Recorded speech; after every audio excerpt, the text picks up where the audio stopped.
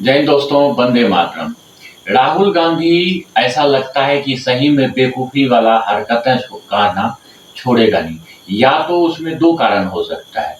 राहुल गांधी या तो बेवकूफ़ी वाली हरकत जो है जानबूझ के करता है, या हो सकता है उनको अंदाज़ा ना होता हो और ऐसा कर दिए बैठते हो।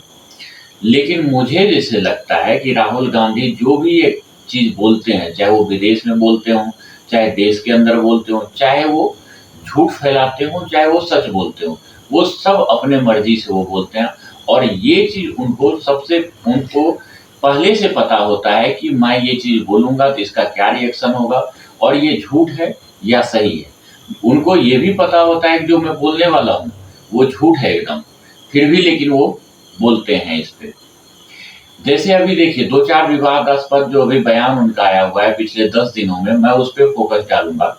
सबसे तो अभी लेटेस्ट चल रहा है जो सुधांशु चतुर्वेदी जो भाजपा के प्रवक्ता हैं, एक गणमान्य व्यक्ति भी हैं। उन्होंने आज बहुत ही अहम बैठक बुला के, प्रेस कॉन्फ्रेंस बुला के इस बात को पूरे देश में फैलाया है। क्योंकि बात यहाँ थी कि राहुल गांधी अमेरिका में है। अमेरिका के अंदर उसने ऑक्सफोर्ड में कुछ गलत बयान दिया और अभी ऐसा बयान दे दिया है। उसका बयान आया हुआ ये है कि भारत के अंदर जो सिख है, सिख धर्म वाला, वो ना कढ़ा पहन सकता है, ना माला पहन सकता है, ना वो चाकू रख सकता है। आप खुद एक अंदाजा लगाइए, आप कभी पंजाब गए होंगे, पंजाब नहीं भी गए होंगे तो आपके स्टेट में सिख भाई लोग रहते होंगे। और जब भी सिख भाई लोग कहीं से निकलता है तो हाँ, कोई भी हिंदू हो चाहे कोई भी धर्म का लोग, वो उसे बहुत ही रिस्पेक्ट के नज़र से देखते हैं। और इतना रिस्पेक्ट के नज़र से देखते हैं कि अगर वो आपके बगल में आ जाए तो एक भरोसा होता है कि ये अच्छा आदमी ही होगा।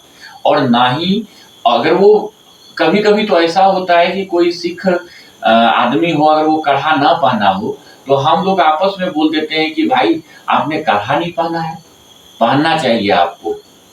मतलब भारत के अंदर अगर सबसे ज़्यादा आज़ादी है तो सिख भाई लोगों को है। लेकिन एक आतंकवादी है, खालिस्तानी आतंकवादी, जो कि अमेरिका में छुपा हुआ है, पन्नू जिसका नाम है। हालाँकि बीच में सफाया अभियान चल रहा था खालिस्तानियों का और आईएसआई एजेंटों का। उसमें काफ़ी ज़्यादा खालिस्तानी आतंकवाद जो थे, उनकी मृत्यु राव एजेंट के थ्रू कहा जाता है कि कराया गया। लेकिन ये पन्नू जो है, इसे अमेरिका के सीआईए ने बचा लिया और उसी की निगरानी में अभी रहता है।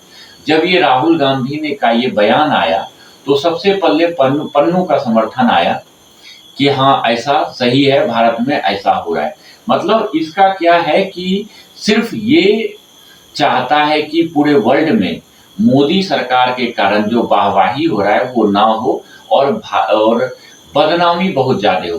बीजेपी को बदनाम करने के चक्कर में ये कभी-कभी अपने देश को बदनाम कर देता है। एक भारत को बदनाम करने में सक्रिय हो जाता है। अब एक बहुत बड़ा आतंकवादी संगठन का जो हीरो है पन्नू, वो इसका समर्थन कर रहा है। इसका मतलब है कहीं राहुल गांधी जो है, ये भाषण देने से पहले वहाँ के पाकिस्तान के आईएसआई एजेंट, चाइना के एजेंट, अमेरिका के एजेंट और पन्नू के साथ इनका कहीं कॉन्फ्रेंस तो नहीं हुआ था कि आप ये बयान दीजिए, हम आपका समर्थन करेंगे और जब इलेक्शन आएगा तो हम आपका फुल रूप से समर्थन करेंगे और आपका पूरे पत्रकार जो हमारी लॉबी है, मीडिया लॉबी, उसके थ्रू आपका समर्थन करवाएंगे और आपका प्रचार करवाएंगे। तो हो सकता है उससे पहले ये इनका प्रेस कॉन्फ्रेंस हुआ हो और प्रेस कॉन्फ्रेंस होने के बाद इनका भाषण आता है कि भारत में सिख समुदाय जो है, उन्हें छूट नहीं है कुछ भी करने का। मतलब आपका कहने का ये मतलब है कि हिंदू जो है मुसलमान को भी परेशान करता है, सिख को भी परेशान करता है, बौद्ध को भी करता है, मतलब सभी को परेशान करता है। अरे पहले से तुम थोड़ा-सा अध्ययन कर लेते ये बोलने के लिए कि सिख जो होता है वो एक पंथ है, कोई धर्म नहीं है और वो हिंदू धर्म से ही आता है। हिंदू धर्म का ही एक पंथ है सिख पंथ। और आप पहले अध्ययन करते, फिर इसके बारे में आपको अमेरिका में बोलना था। किसी के दबाव में आके आप जो ये वक्तव्य देते हो, उससे क्या होता है, भारत की जो छवि है, वो बहुत ज़्यादा धूमिल होता है। और अगर 100 आदमी वहाँ पे बैठा हुआ है, उसमें से अगर 80 आदमी अगर इस पे विश्वास नहीं करता है, तो कम से कम 20 आदमी ज़रूर विश्वास करेगा और इसको एक-दूसरे को फैलाएगा ज़रूर। हालाँकि वहीं पे एक पत्रकार ने इनसे 1-2 क्वेश्चन ऐसे कर लिए कि ये जवाब देने में असहमत हो गए और वो पत्रकार इनके ऊपर मज़ाक उड़ाना शुरू कर दिया।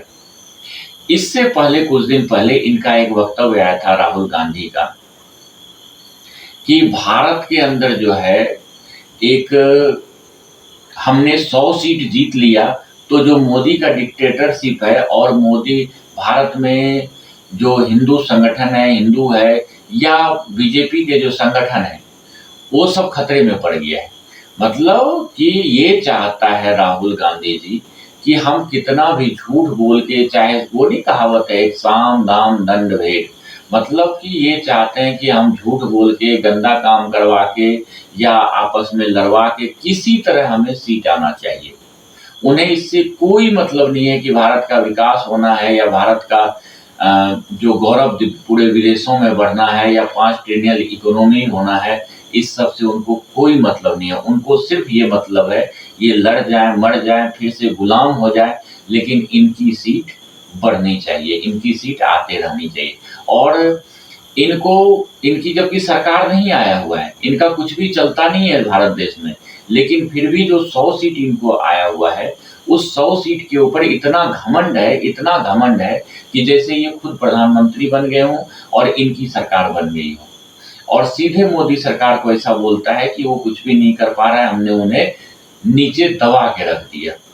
लेकिन वो थोड़ा गलतफ़हमी में जीत रहे हैं। जिसकी सरकार होती है, चाहे उसका कम सीट हो, चाहे ज़्यादा सीट हो, चलती उसी की है। तीसरा क्या है, राहुल गांधी में बचपना इतना ज़्यादा ऐसे लगता है बढ़ा हुआ है, इतना ज़्यादा बढ़ा हुआ है, तो जैसे आपने देखा होगा जब डोकलाम विवाद हुआ था, कितना बड़ा विवाद था डोकलाम विवाद, उसमें हमारे कितने सैनिक मारे गए थे। हमारे तो मारे गए थे, हमने चाइना के भी सैनिक बहुत ज़्यादा मारे थे, लेकिन उसमें अपनी भी इतनी ज़्यादा सैनिक मारे गए थे कि हम उस हादसे को कभी भूल नहीं सकते। वो एक इतिहास में दर्ज हो गया है, डोकलाम विवाद।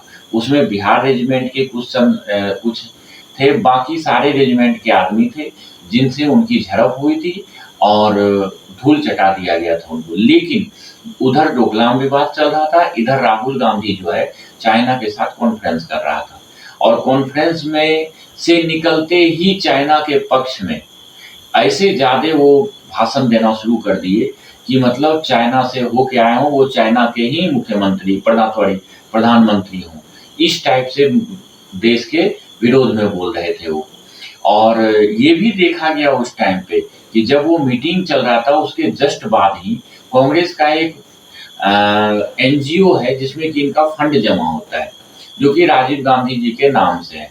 उसमें करोड़ों रुपए जमा होता है, चाइना से ट्रांसफर होता है। मतलब कि आप पैसा दो, चाइना हमें हमारी सरकार बनाओ, हमें पावर में लाओ, आप जो बोलोगे हम वो करने के लिए तैयार हैं।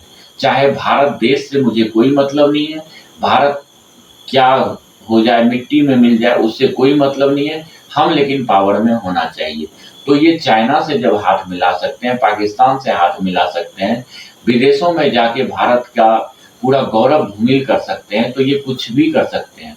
सत्ता में आया था तो वक्फ बोर्ड को इतनी पावर दे दिया कि आपने देखा होगा कि मुस्लिम का 1400 साल पहले उत्पत्ति हुआ है, धर्म हुआ है और 1500 साल पहले से एक मंदिर है तमिलनाडु के अंदर, उसे वक्फ बोर्ड ने अपना वक्फ प्रॉपर्टी घोषित कर दिया।